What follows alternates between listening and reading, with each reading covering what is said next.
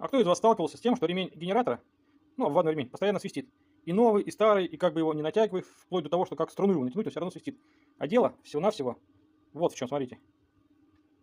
Вот видите, какая тут грязь.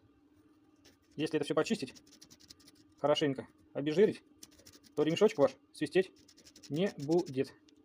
С виду вроде чистый, а если конкретно его пошатать, покачать, вот так вот, почистить, то вот такую грязь мы видим. Так что периодически нужно шкив чистить.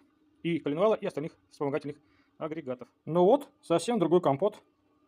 Какой стал чистый шкив. Вот теперь он свистеть уже явно не будет процентов на 90. Осталось потом еще почистить остальные агрегаты, шкивы. Так вот, чуть-чуть еще осталось. Ну ладно. Короче, ну вы поняли, да? Вот такую процедуру надо делать.